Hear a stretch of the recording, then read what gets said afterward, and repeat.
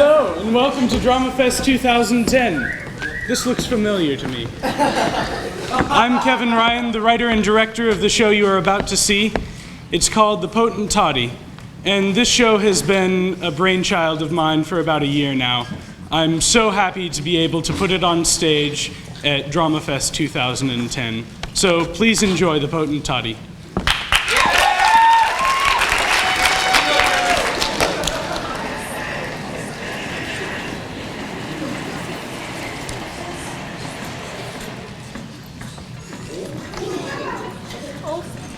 Why?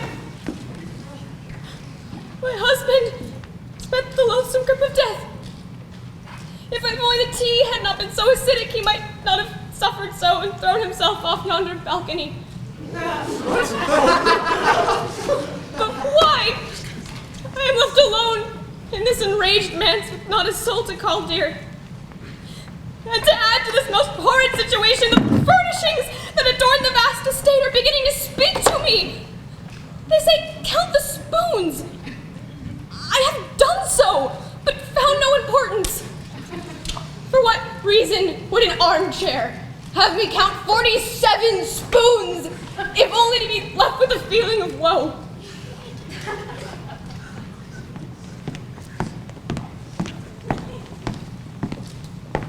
Mistress, a gentleman from the house adjacent is calling upon you.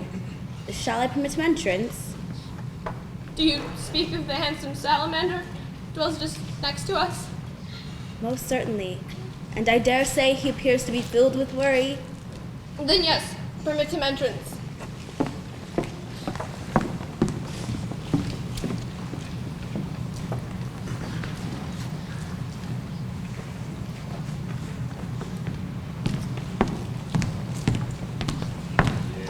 Mistress Frog, Master Salamander is present. Many thanks, Hummingbird. Mistress Frog, I have sauntered over on this fine day to inquire as to your well-being. You see, I have heard many sounds of sorrow emanating from your alluring estate. I simply wish to see that you're in a benevolent state of health. Alas, a messenger from the kingdom of heaven in my own humble abode. Speak, I implore you! No, Mistress Frog. I am not divinity of any sort. I'm solely your curious neighbor. Although upon my observation of your blatant state of delirium, I shall bid you good day.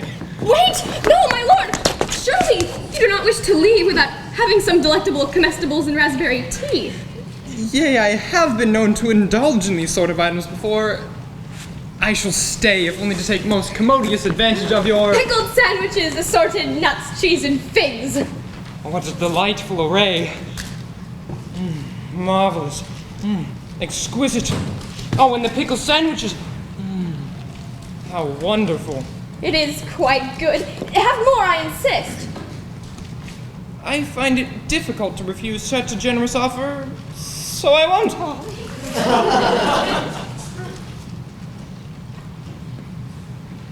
Your mastery of food vexes and astounds me. Quite. I am most pleased that you find it to be of satisfactory quality. Now, Mistress Frog, I am still in need of an answer to my most pressing question. Ask not, my good sir, for it is irrelevant at present moment. Now, commence to tell me your message. Your divine grace! I am not a character of any particular divine grace. Furthermore, I lack a message to relay to you. A sign! You have given me a sign! I am not to seek the help of God, for the future is a consequence of my own actions. No, I have failed to give you any such sign. Another sign! I am to disregard this pathetic messenger you have sent forth, O mighty one. Pathetic? I would hardly say pathetic. I'll have you know I happen to be a distinguished member of society. Furthermore, I have not become such an eccentric loony as yourself, having fallen from the cusp of society. Oh, please, kind God, do not be angry with me for speaking ill of your illustrious messenger. Now see here, I do not profess to be a messenger of any higher authority. Now, if you would be so kind as to show me the entrance, I shall take my leave. Wait, my lord, I must attend to your needs. You have more than attended to my needs, whatever they may have been. I really must be going. Would you not like to sit and digest before you go? No, I'm quite fine. Do not leave me in the enclosing walls of this house! They keep shrinking, and unfortunately, my mind reflects their present actions. Your problems concern me not, for you are little more than a delirious frog in mourning. Good day. What will I do with the surplus of food? Surely you may help me rid my full table of its gigantic burden. This is a most enticing offer. Alas, I cannot resist temptation. I shall linger just a spell longer. Hummingbird, fetch us some tea.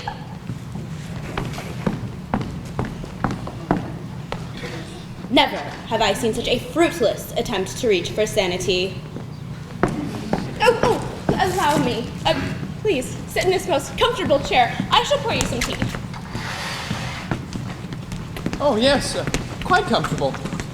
But for the lack of fire in the fireplace, this is quite relaxing. Alas, we are out of firewood.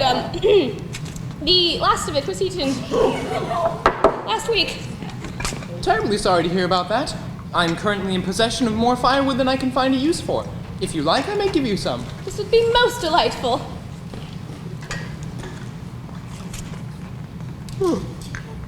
I'm suddenly encompassed in a groggy feeling. Oh, that must be my special raspberry tea. A rather potent concoction it is. I make it myself. It's very good. I am pleased that you find it pleasurable. Yes, quite.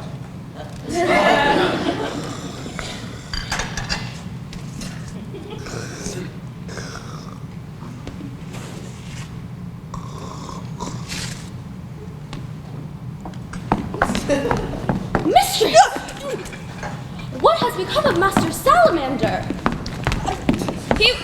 He was simply drinking his tea when he was overcome with weariness. What sort of cult do you take me for? I may be not but a simple maid, but I possess enough sense to make heads or tails of this situation. Hummingbird, please! This angel is the last hope I have. All others have pronounced me insane. Oh, all right.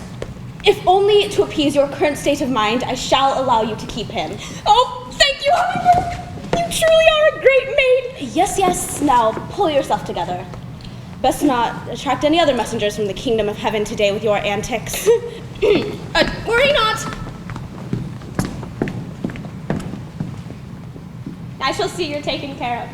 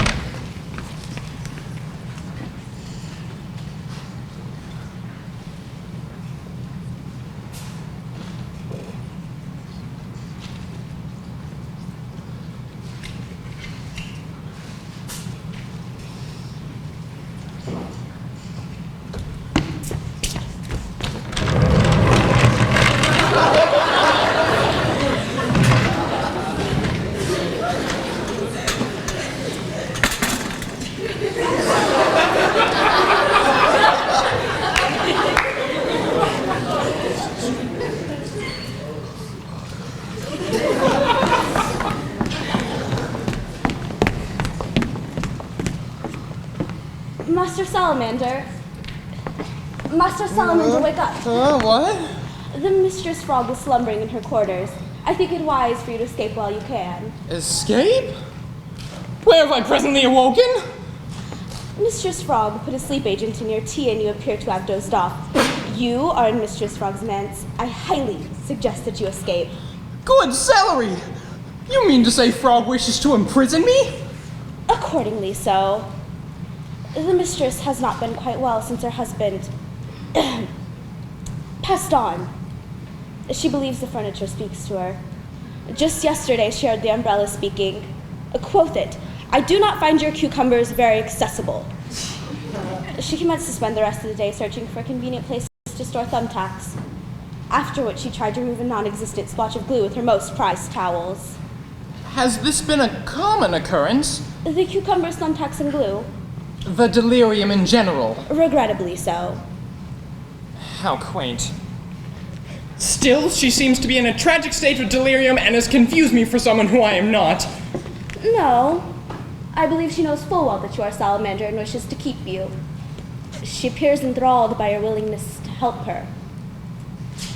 As mad as she may be, I must admit that this situation is rather flattering. I dare say I'm quite guilty of gazing out of my window towards this manse in hopes of catching a glimpse of Frog. I guess that's why I came over here in the first place, to alleviate my curiosity and interest in Frog. How is it that one such as yourself yearns for someone such as Frog? She has always transfixed me so. But I am afraid I simply cannot have her in such a state of mental torment. Her crazed attitude is simply not worth it. Then I suggest you escape. Yes, I shall do so. Pray, where are my hat and cane? They reside presently on the coat rack. Here you are. I thank you for your generosity and your hospitality. You are quite welcome. You best be going. Yes, of course. Shall be off then.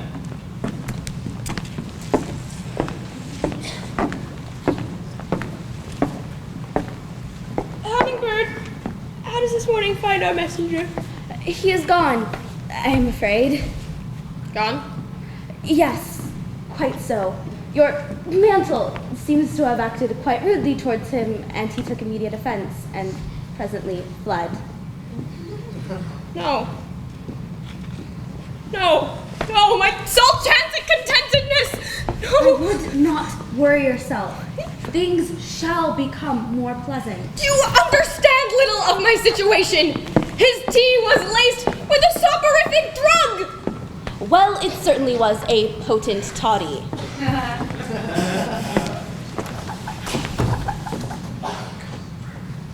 You Hummingbird, you were young once, Once being the operative term. Well, have you any recollections of infatuation? Infatuation? Of course. But mine was a sight more graceful than yours. Oh, but mine is a sight more complex than yours. I know you think me daft. I readily concede I am not what is widely considered a creature of normality, but I am rather content in my relative daftness. Last, I have run into a wall, and a rather large one at that. The world outside this manse knows little of my ways, and what they do know is only by rumor. They certainly find you just as daft as I do. Even more so. This matters little to me, for people are irrelevant to my existence. Yet you seek the approval of Master Salamander. Master Salamander is different from the others. He emits an aura of care and compassion towards me, unlike the rest. He is above the people.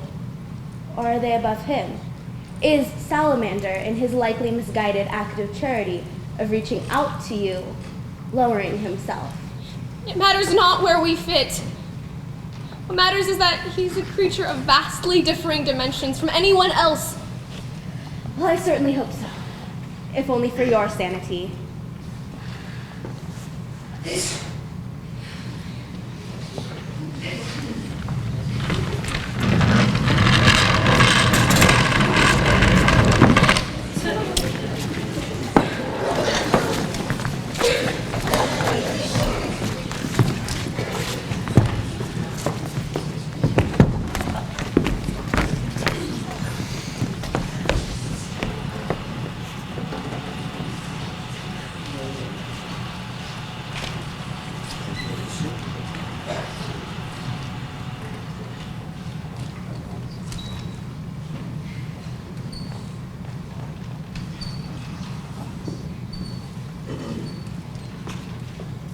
Good day, Mr. Turtle.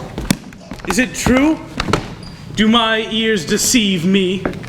What do you speak of? Do not play foul with me, sir.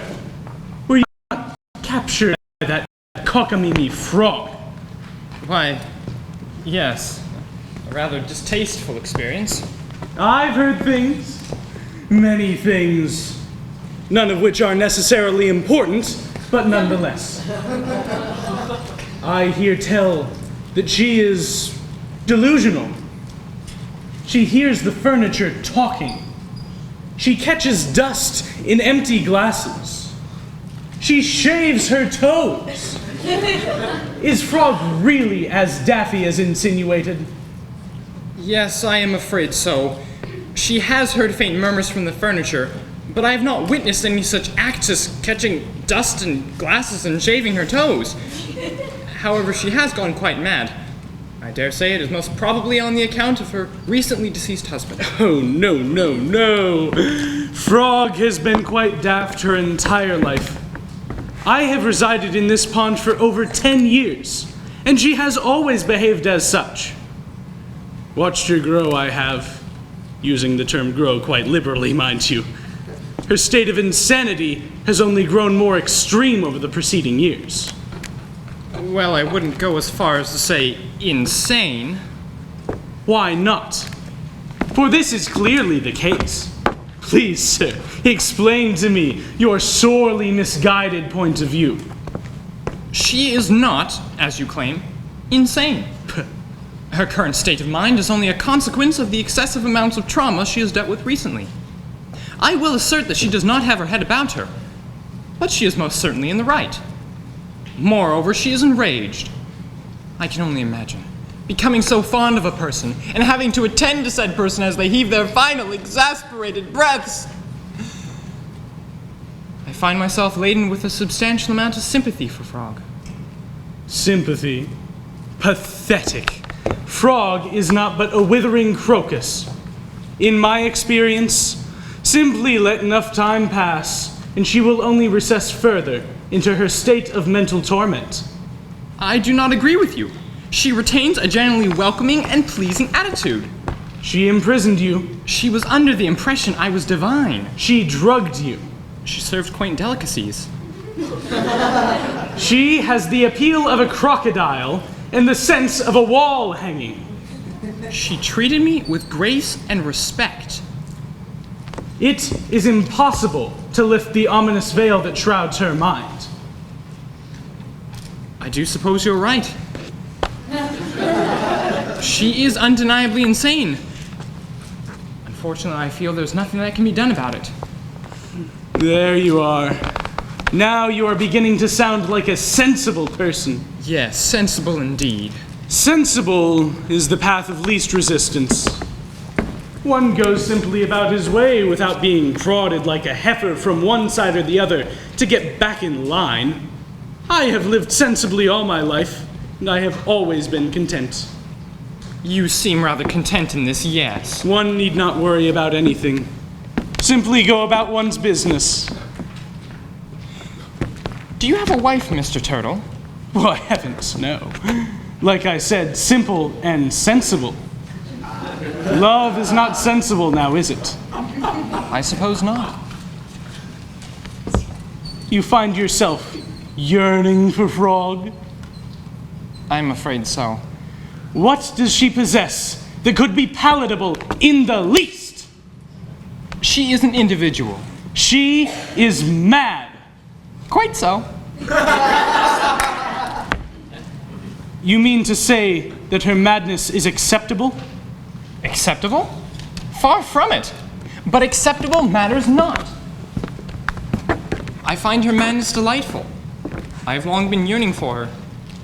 I've always been quite intimidated by her eccentricities, but to let a little madness get in the way would be folly. Rather, the madness is a part of her that I find myself drawn to. You do realize that you would be willingly sauntering into a pit of insanity, as well as losing your social tenure.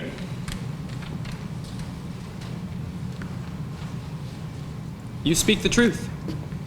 But I have little choice in this most persistent matter. I must go. To where are you jogging so hastily? Have I not made it obvious? I intend to traverse the path leading to the Mensa Frog. You certainly are a driven individual. I wish you luck. The man has been taken in by her illustrious madness and, in his vanity, attempts to console her. Pathetic. You may ask, Turtle, what do you know of this matter for which you speak? Well, I can tell you, I know a great deal more than Salamander. But if he wishes to proceed in such a manner, let him do so. I have never been known to intervene where unnecessary. In this most glorious record I intend to keep. Although, I cannot help pondering his success as well. Has the young Master Salamander been lost down the pit of Frog's insanity? The same one that devoured her late husband. I surely hope, for his sake, that he comes to and realizes the idiocy of his situation.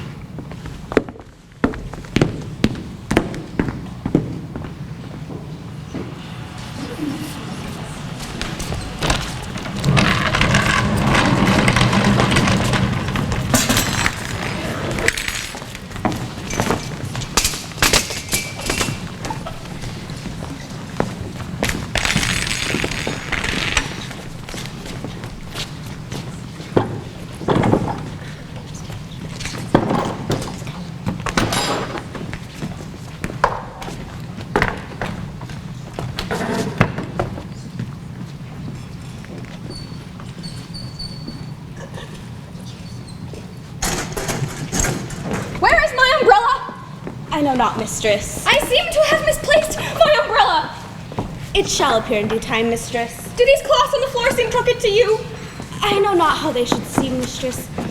May I request you take a rest for a spell? No. No. He shall arrive in a matter of minutes now.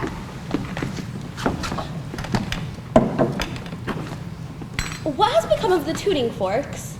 I do believe I have placed them in the range. But the range is where the truffles are kept. In this case, they're presently in the cupboard. It is of no importance at this moment, but I shall require them in the near future.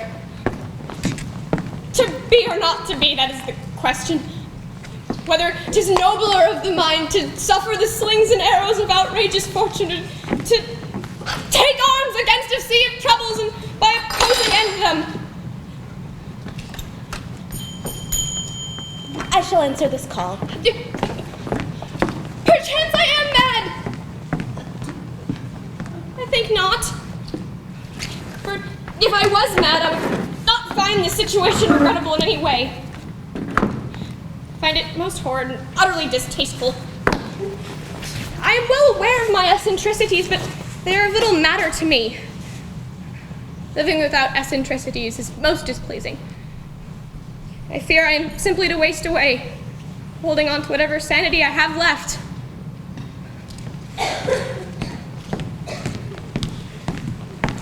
Mistress Frog, Master Salamander is present. Many thanks, Hummingbird. Good day, Master Salamander. You seem to be out of your state of delirium. This is but a wish. I still find myself quite daft. Though I have come to my senses enough to realize that your title is none of divinity. Yes, well, thank God for that. Quite. Do you have any more of that delicious raspberry tea? I should greatly like some. I do apologize for the soporific effects put in your tea on your previous visit. Well, I rather enjoyed your tea. Its effects were rather pleasing. You are the first to say so. Hummingbird, fetch us some tea, please. I thank you kindly. It is of no trouble to me. Here you are, mistress. Your tea. Thank you, Hummingbird.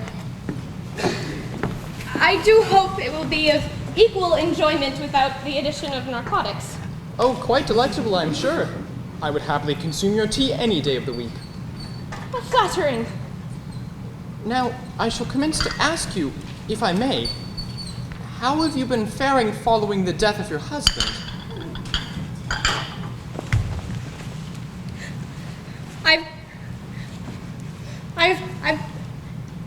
I know not. Sometimes I feel as if I can go on no longer in this pitiful life, and others I feel no effects of his passing. I must seem so awry. In reality, I know not what I am supposed to think of my situation. Remorse comes and goes, but really only loneliness lingers long enough to make any semblance of impression on my health. I take it you are in need of a companion during these lonesome times? Very much so. I offer my companionship, if it is of any assistance to you. It would be of immense assistance. Frog, you're rather delirious, aren't you? Yes, and it will not be a temporary state of mind. I deeply apologize. Apologize? Of all apologies to be made, yours is completely unnecessary. Oh, I must have scared you away just as I have with all the others, all because of my state of delirium. The tea did not help this matter, to be sure. To be frank, I rather enjoy your delirium. And your tea, of course. You do realize the implications of what you preach. The community shall pronounce you another loony like me. This is of no importance to me. I quite like Daphnis. Besides, you are my neighbor and my dear friend, and I have long been yearning for your company. I hold no apprehensions about my fondness for you. Oh, salamander, I do presume you shall make me joyous for many years to come.